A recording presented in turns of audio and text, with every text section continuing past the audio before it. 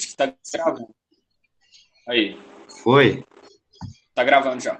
Vou espelhar aqui então. Demorou. Tá aparecendo? Tá. Então vamos começar, né? Boa tarde, ou bom dia, ou boa noite, depende da hora que estiver vendo esse vídeo. Nós somos o grupo 6, compostos pelo Antônio, o Anderson Leonardo, Marco Túlio e o Walter Henrique, que sou eu. Nós optamos por dividir a apresentação em dois vídeos, né? Por uma questão de disponibilidade de horário. A gente não estava conseguindo achar um horário bom para todo mundo, então a gente dividiu em duas partes a apresentação, de acordo com a disponibilidade de cada um. Então, nós vamos falar sobre o EPI, que é o equipamento de proteção individual.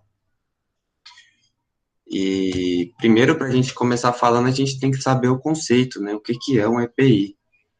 A gente sabe que a sigla EPI é equipamento de proteção individual, mas a gente separou aqui dois conceitos, um mais abrangente e o outro um pouco mais técnico, que o equipamento de proteção individual é qualquer meio ou dispositivo destinado a ser utilizado por uma pessoa contra possíveis riscos ameaçadores da sua saúde ou segurança durante o exercício de uma determinada atividade.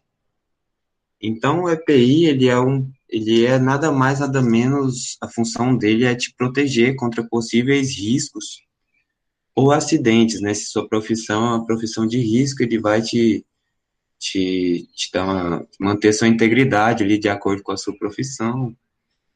Pode acontecer também de rolar um acidente que nunca está previsto, né? Então, o EPI está justamente aí para proteger a integridade física do trabalhador. E é uma proteção de integridade tanto a curto prazo quanto a longo prazo. Porque, por exemplo, aqui a gente tem o EPI mais famoso, eu acho, do campo, tirando o chapéu, né? O macacão de produto químico. E aí vem jaleco, luva, avental, tudo para que você não tenha contato com o produto químico. E ele te protege de uma forma a curto prazo e de um longo prazo. Porque a depender do produto, se você tem uma exposição ao produto, você pode ter sintomas ali na mesma hora. Sintomas de enjoo, dor de cabeça, náusea, pode rolar até febre, eu já vi acontecendo. E a longo prazo, porque alguns produtos podem ser até cancerígenos, né? Então ele está aí para te proteger desses riscos da atividade. E aqui está uma definição que a gente achou na norma regulamentadora 6, que ela fala a respeito de EPI, né, do uso de EPI. Então, ela fala que, para os fins de aplicação dessa norma regulamentadora, considera-se equipamento de proteção individual todo dispositivo de uso individual, de fabricação nacional ou estrangeira, destinado a proteger a saúde e a integridade física do trabalhador, e que possua, enfim, o certificado de aprovação, CA, pelo Ministério do Trabalho e Emprego. A empresa é obrigada a fornecer aos empregados gratuitamente. Então, o empregado, ele tem direito, ele tem que ter esse equipamento fornecido pela empresa. A gente vê que em muito lugar aí o empregado tem que correr atrás, né, do EPI, mas ele tem que ser fornecido pela empresa e gratuitamente. Aqui tem alguns exemplos de EPI, os mais comuns, né, que a gente mais vê, são os capacetes, luvas, abafadores, máscaras, óculos, avental, coturno e cinto de segurança e etc. A gama de EPI é muito grande. E na NR6 também diz respeito sobre, sobre esses EPIs aqui e tem uma certa variação. Na verdade, tem uma gama muito grande de cada um desses aqui.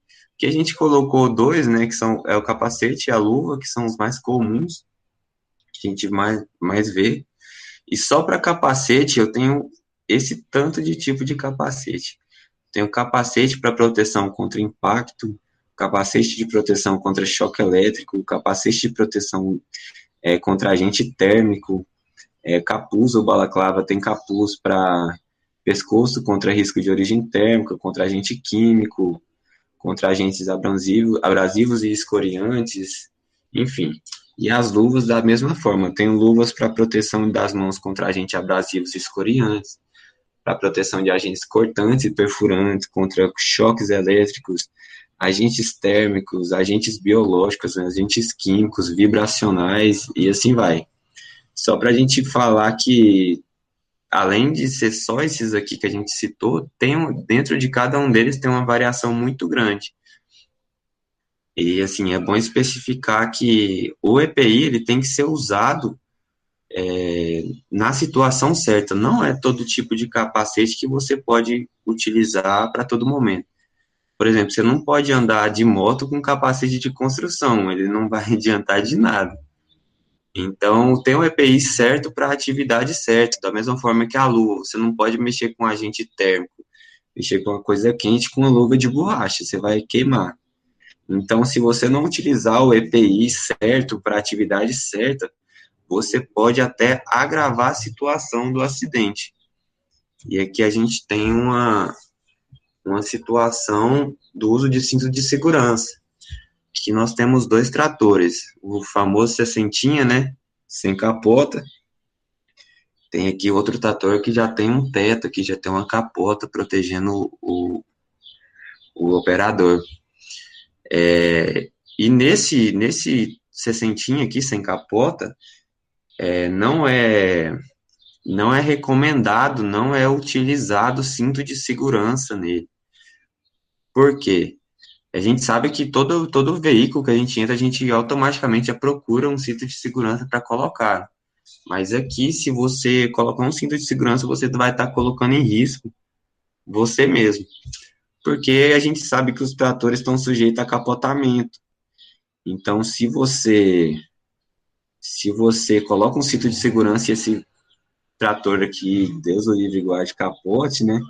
Você está direto aqui na zona de esmagamento dele, você não vai ter um tempo de reação para conseguir pular desse trator, porque você vai estar preso no cinto, né? E não vai dar tempo de você tirar e pular, automaticamente você já tem que pular. E aqui está o exemplo de tratores com capota, ele tem essas barras aqui, além da capota, né, que eles estão aqui para te proteger, então nesse você tem que usar o cinto de segurança. Porque senão você pode ir de encontro aqui com a capota, né? No caso de capotamento. Então, não é todo EPI que pode ser utilizado para toda atividade. Existe o EPI certo para a atividade certa. E além de ter o EPI certo para a atividade certa, tanto o empregador quanto o empregado tem as obrigações a ser cumpridas. E são todas essas aqui, quanto ao empregador e quanto ao empregado. Cabe ao empregador, quanto ao EPI, adquirir o adequado ao risco de cada atividade, é o que a gente acabou de falar. Exigir seu uso, porque não adianta nada você comprar o EPI e o funcionário não usar. Você não precisa só ter, você tem que usar o EPI. E a gente vê muita gente teimando, né, sobre o uso de EPI, muita gente não gosta de usar e às vezes não sabe das consequências. Fornecer ao trabalhador somente o aprovado pelo órgão nacional competente em matéria de segurança e saúde no trabalho. Então, não é qualquer equipamento que você pode sair comprando aí e dando para o seu funcionário. Existe um órgão que aprova a integridade desse EPI, aprova se ele tem qualidade ou não, se ele pode ser usado ou não. Orientar e treinar o trabalhador sobre o uso adequado, guarda e conservação. Então, não adianta nada o funcionário ter o EPI se ele não sabe usar ele. Se usar de maneira errada, não vai adiantar nada você estar com o EPI ali. Substituir imediatamente quando danificado ou extraviado. Também não adianta você ter um EPI que está estragado.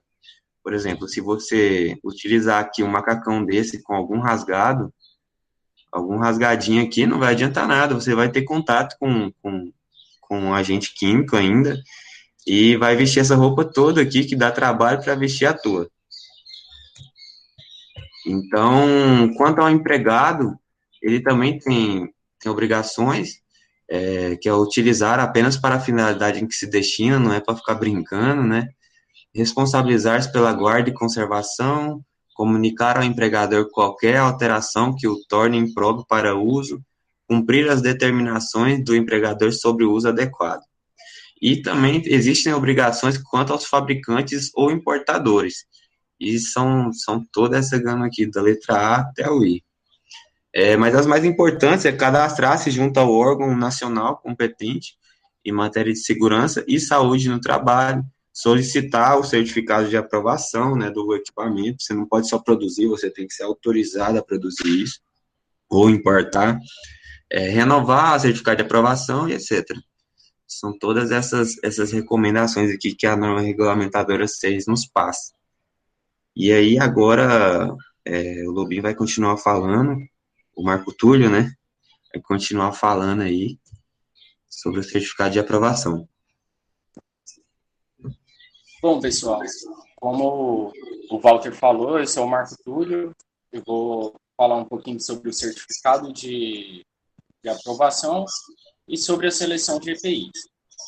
Bom, o certificado de aprovação nada mais é do que um certificado de garantia que é emitido pelo Ministério do Trabalho e Emprego e ele garante que esse EPI ele passou por testes de conforto, resistência e durabilidade, por exemplo, e que ele tem autorização para ser comercializado e utilizado. Bom, de acordo com a NR6, o certificado de aprovação para fins de comercialização, ele vai ter uma validade de 5 anos para que os equipamentos com laudos de ensaio que não tenham sua conformidade avaliada no âmbito do CIMED. E essa validade também vai estar estipulada dentro do prazo vinculado à avaliação da conformidade no âmbito do CIMED, quando for o caso. Pode passar, por favor. Bom, agora falando um pouquinho sobre a seleção de EPIs, o Walter até deu uma tocada no assunto. A gente tem uma variedade de EPIs para diversas partes dos nossos corpos e para as finalidades, as atividades que a gente vai estar realizando.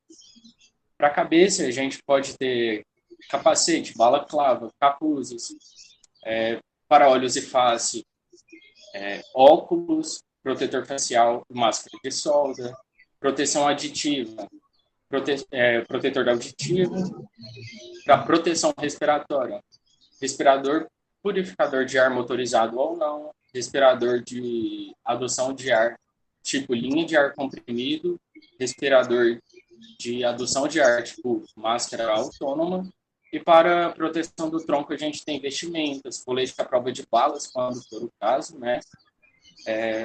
Proteção do tronco contra o risco de origem mecânica. Pode passar, por favor. Bom, agora para os membros superiores a gente tem as luvas, creme protetor, manga, braçadeira, dedeira. Para os membros inferiores a gente tem calçado, meia, perneira e calça. Para o corpo inteiro a gente tem macacão, vestimenta de corpo inteiro.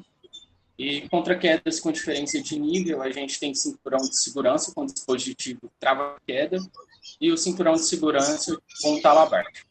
Pode passar, por favor.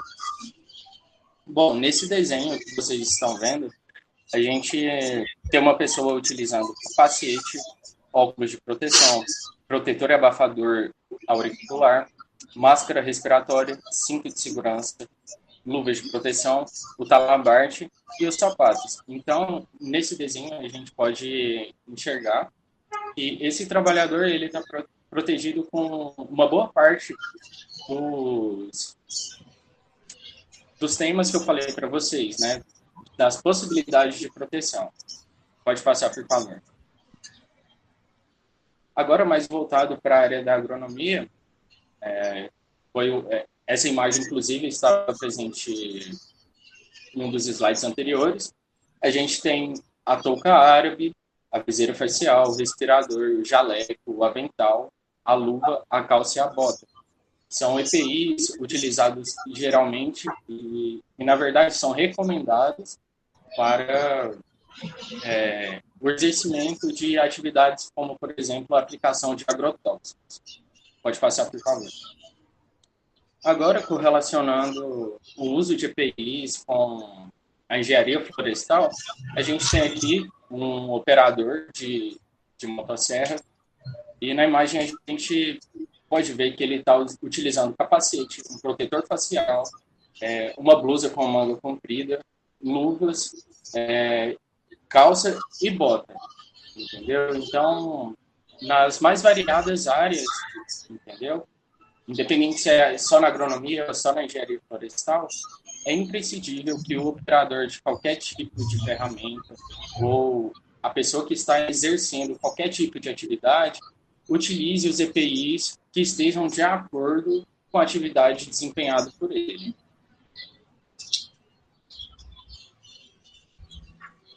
Agora vai ficar para a tua apresentação, né? Isso. Então, interrompe a gravação aí. E obrigado pela atenção de todo mundo aí. Obrigado, pessoal.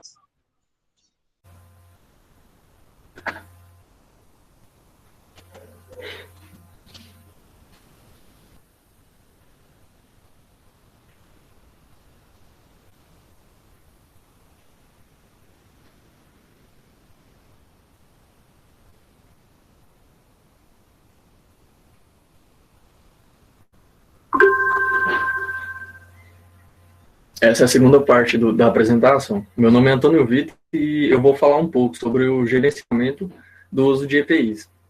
Então, uma boa gestão de EPIs vai possibilitar manter os equipamentos em perfeito estado de conservação, estabelecendo normas e procedimentos para promover o fornecimento, a guarda, a higienização, a conservação, a manutenção e a reposição. E além de todas as coisas que já foram citadas, o gerenciamento ele vai promover também uma forma correta do uso dos equipamentos. E isso irá preservar a integridade física e a saúde dos trabalhadores. Pode passar. Existem dois problemas principais que as empresas sofrem em relação a uma boa gestão. E dois deles eu vou citar. O primeiro é a falta de recursos para a compra desses itens, e o segundo é o aumento de passivos trabalhadores que podem prejudicar o caixa e a credibilidade dos negócios. É a questão do trabalhador não ter o controle da fiscalização dos equipamentos e o trabalhador ir lá falar que não foi fornecido tal equipamento e entrar com recurso na justiça contra a empresa e gerar problemas, causar danos, né, contra a empresa. E com isso vai surgir alguns questionamentos.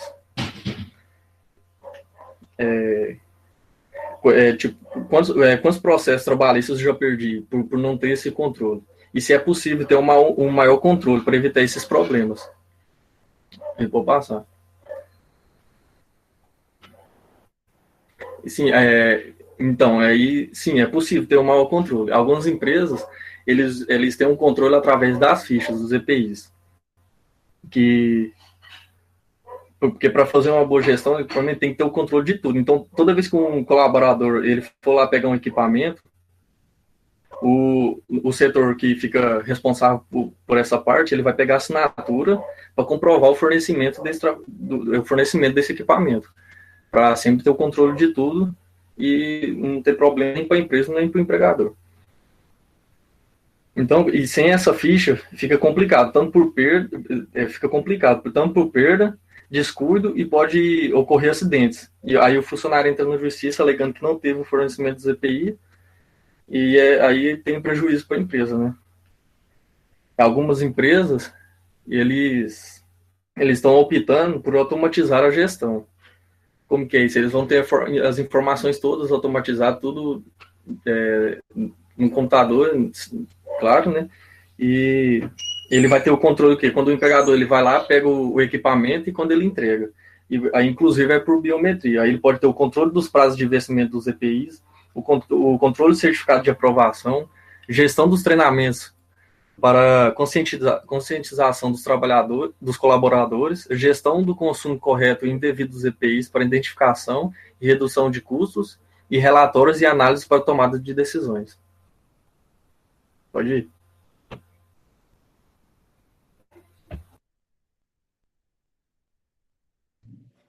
Eu sou o Anderson Leonardo, vou dar continuidade na apresentação dos meus colegas. Eu vou falar sobre as normas pertinentes sobre os GPIs. Todos os dados que eu trouxe aqui, eu retirei do Diário Oficial da União, portaria de número 11.347, desde maio de 2020. Essa normativa, ela estabelece os procedimentos e os requisitos técnicos para avaliação do EPI e também traz alguns dados sobre emissão de certificados de aprovação, no que chama CA, a abreviação.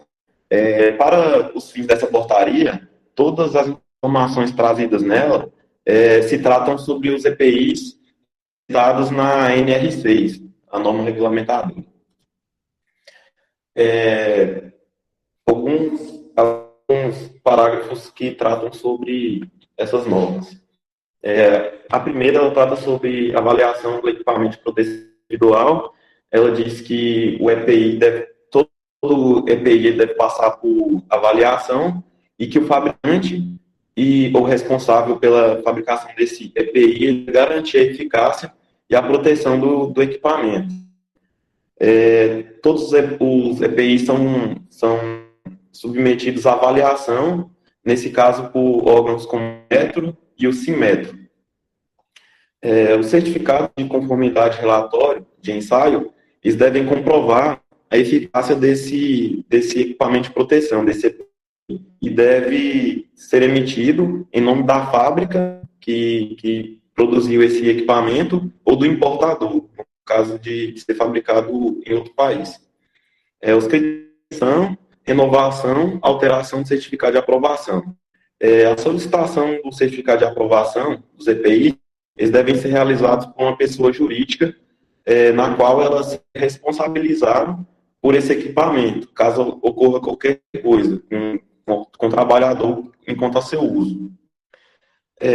Uma vez que é emitido esse CA para o EPI, os direitos de titularidade, eles não podem ser compartilhados ou cedidos para terceiros. Migração de certificado de aprovação. No caso dessa empresa, ela for alterada ou sucedida para outra empresa que comprar seus direitos, essa migração ela deve passar por alguma burocracia, na qual deve ser apresentado uma série de documentos que são exigidos pelo órgão fiscalizador para que essa nova empresa que comprou a anterior possa emitir esses certificados de aprovação. Falando sobre comercialização e marcações obrigatórias, o fabricante ou importador ele deve fornecer um manual de instruções sobre o uso desse EPI. E cada EPI ele deve possuir marcação com o nome do fabricante ou importador, o lote de fabricação e o número do certificado de aprovação. A fiscalização dos equipamentos de proteção individual diz que as atividades de fiscalização e avaliação dos EPIs são desenvolvidas pela CIT, que é a Secretaria de Inspeção do Trabalho, por meio de fiscais, auditores fiscais de trabalho.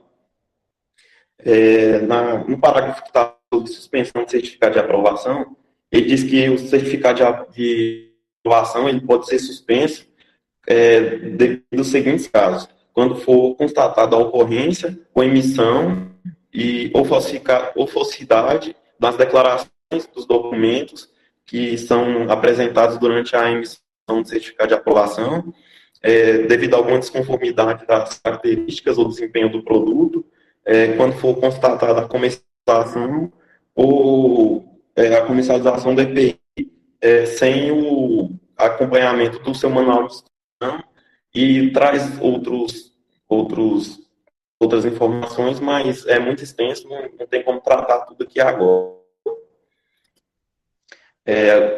A gente estuda de caso, mas a gente não conseguiu fazer específico para uma situação só. Então, eu trouxe alguns levantamentos mais gerais sobre os GPIs. Em 2018, a Previdência registrou 576.951 acidentes de trabalho. Mas só que esse número traz apenas os acidentes de trabalho causados em trabalhadores de carteira assinada. Ele não traz sobre trabalhadores informais. Aí, devido a isso, a Fundacentro fez também um levantamento sobre a quantidade total, uma mensuração da quantidade total de acidentes que foram causados no ano de 2018. Aí ele traz uma estimativa que esse número de casos ele chega a ser 7 vezes maior, chegando a um número de 4 milhões de casos. Os gastos decorrentes por acidente de trabalho, eles podem chegar a 70 bilhões de reais por ano, no caso do Brasil. E aproximadamente 18% dos acidentes que acontecem devido a acidente de trabalho, eles não emitem o CAT, que é o comunicado de acidente de trabalho. Então, nesse caso, os acidentes de trabalho são subnotificados. Aqui são alguns gráficos. Nesse primeiro gráfico, ele traz números sobre a quantidade de mortes que ocorreu por acidente de trabalho durante esse período aí, de 2012 até 2018. Você pode notar que de 2013 a 2017 teve uma queda, mas no ano de 2018 ele teve um aumento no número de casos. E esse gráfico traz informações sobre as regiões que são mais afetadas por acidente de trabalho, que sofrem mais. No caso aí, a vencedora é o dedo, com 19% dos casos, seguida de pé, mão, joelho e ombro. Aqui são as referências bibliográficas que a gente utilizou para fornecimento de trabalho, e no mais é isso. Obrigado.